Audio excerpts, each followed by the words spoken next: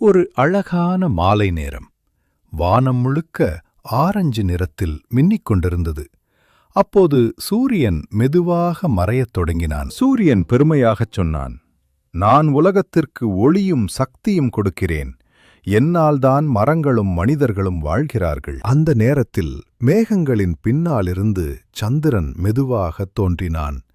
அவன் அமைதியாக சூரியனை பார்த்தான். சந்திரன் சிரித்து சொன்னான், நான் இரவில் மக்களுக்கு அமைதியான ஒளி தருகிறேன். என்னால்தான் இரவு அழகாக இருக்கும். சூரியன் சொன்னான், என்னுடைய வேலைதான் முக்கியம். சந்திரன் பதில் சொன்னான், இல்லை, என் ஒளியும் மக்களுக்கு தேவையே. அப்போது ஒரு புத்திசாலி நட்சத்திரம் வந்தது.